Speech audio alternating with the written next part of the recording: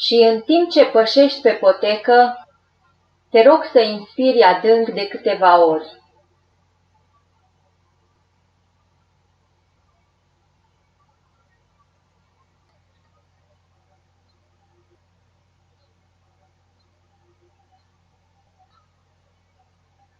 Așa. Și cum expiri aerul, observă că trupul tău devine tot mai relaxat. Observă drumul aerului cum trece prin nări înspre plămânii tăi, viteza, temperatura, senzația plăcută cum îți umple plămânii, apoi drumul lui înapoi prin expirație. Și poate ai deja sentimentul plăcut cum devii, prin fiecare expirație, din ce în ce mai relaxat. Se relaxează și gândurile împreună cu trupul și poți remarca diferite senzații în oricare parte a trupului, pe care pur și simplu le lași să se întâmple. Poți respira împreună cu natura din jurul tău, inspiră sunetele ei, parfumurile, expiră. Picioarele tale parcă înaintează singure. Pășești înainte ușor pe poteca din fața ta, despre care poate că știi unde duce sau poate că nu știi. Și în timp ce înaintezi, observă plantele ce trăiesc de-a lungul ei sau cele care cresc eventual pe ea, stâncile, pietrele dacă sunt, lumea vie, culorile, formele. Și știi că, așa cum și această potecă va fi recucerită, acoperită de plante, așa și locul manifestărilor, atitudinilor, obiceiurilor, gesturilor deja fără rost pentru tine vor fi preluate de lucruri frumoase, folositoare și atitudini evolutive din viața ta.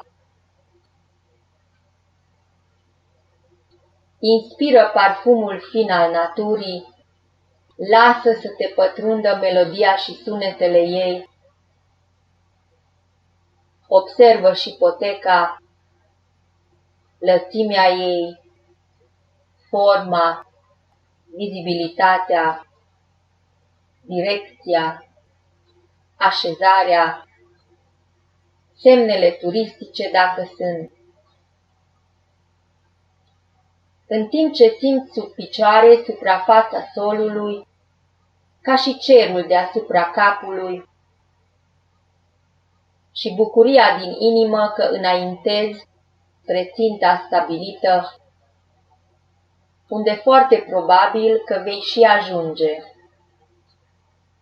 Deși poate fi posibil ca schimbându-ți decizia să te întorci din drum din cauza unor evenimente neașteptate.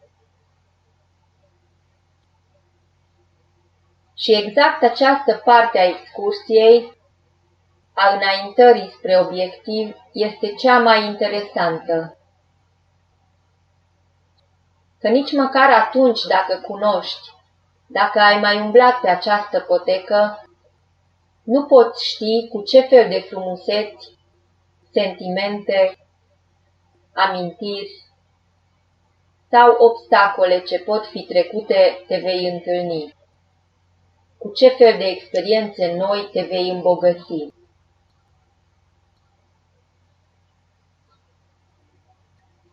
Înainte de senzația de succes ce te așteaptă la destinație, poți savura acum trăirile, învățăturile și lecțiile oferite de potecă Poți auzi liniștea din tine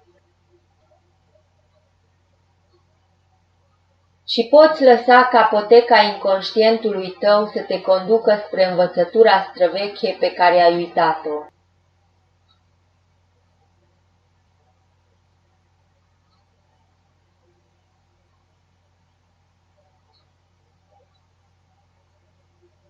Să mergi deci mai departe spre obiectivul tău nobil în necunoscutul minunat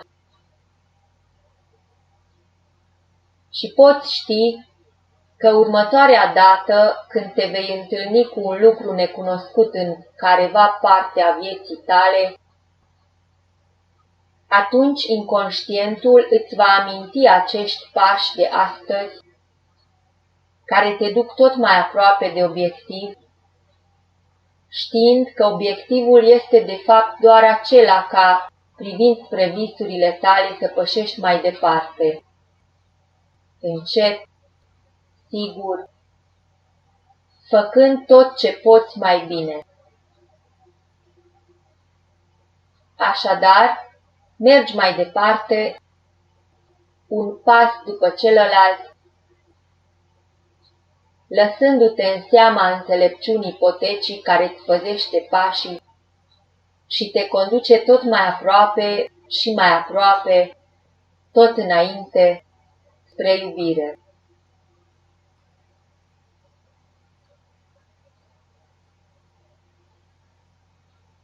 Și în timp ce înaintezi în această stare pașnică, liniștită, te rog să alegi unul dintre cele mai importante scopuri ale vieții tale actuale. Poate fi orice scop, din oricare domeniu al vieții, material, profesional, spiritual, de sănătate, familial, relațional, de cuplu, orice ai dori să atingi, să realizezi, să modifici în viitorul apropiat. Dar poate fi și o necesitate, o problemă pe care vrei să o rezolvi, o enigmă ce ai dori să o descifrezi, ceva ce te preocupă acum și a cărei rezolvare, realizare ți-ar aduce bucurie, ți-ar ajuta să te dezvolți, ți-ar îmbunătăți viața făcând-o mai frumoasă, mai fericită.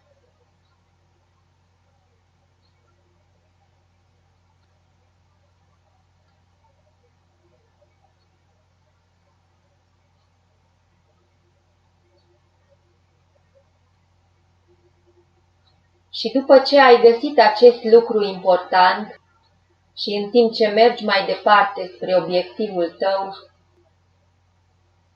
lasă-ți inconștientul să găsească toate resursele de care ai nevoie pentru atingerea scopului.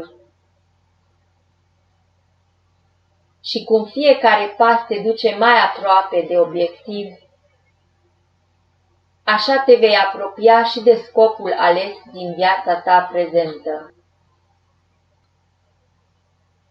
Cu fiecare pas ești mai aproape, tot mai aproape.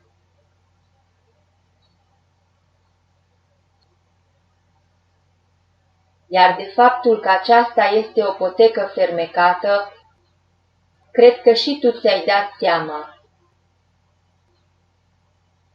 Și până ajungi la destinație, resursele tale interioare te vor aștepta acolo pregătite.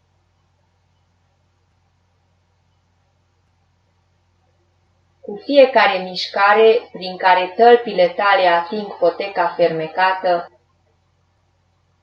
puterea și înțelepciunea ta vor deveni tot mai mari.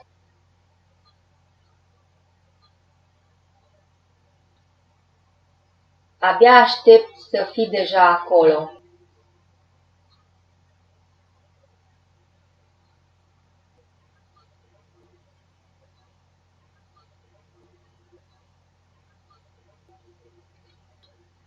În imaginație te vezi deja la destinație.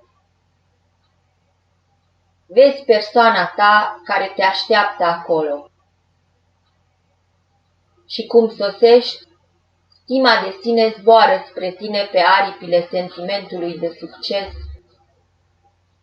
iar tu te poți îmbrățișa pe tine însuți, te poți felicita, ești mulțumit, fericit, plin de resurse bogate, cu răspunsuri, soluții și sentimente îmbucurătoare în inimă.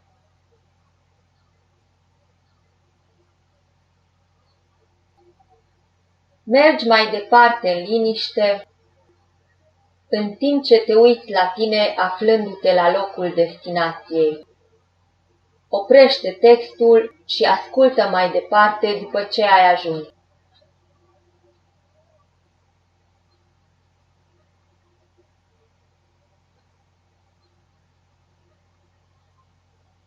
Ești aici la destinație, în locul unde poteca fermecată te-a adus. Rămâi cu tine însuți în acest loc minunat, exact atâta timp cât îți dorești. Apoi, când vei simți că inconștientul tău și-a activat propriile resurse,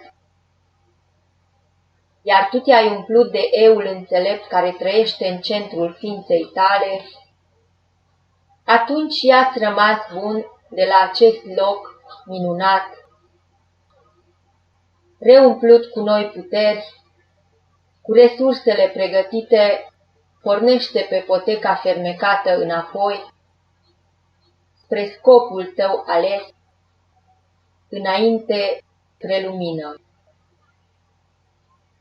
Și până să te întorci, toate acele imagini, gânduri, sentimente pe care le-ai trăit aici, vor fi mai clar vizibile pentru tine, arătându-ți drumul evident.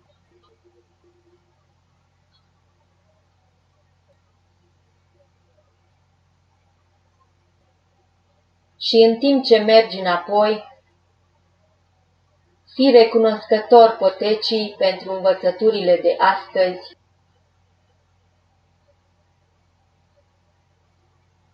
știind că oricând ai dori să vă reîntâlniți, în imaginație sau în realitate, trebuie doar să cauți o potecă în natură sau într-un parc mare, frumos și verde undeva, și să începi să pășești pe calea ei fermecată, care te va duce spre iubirea vie din tine.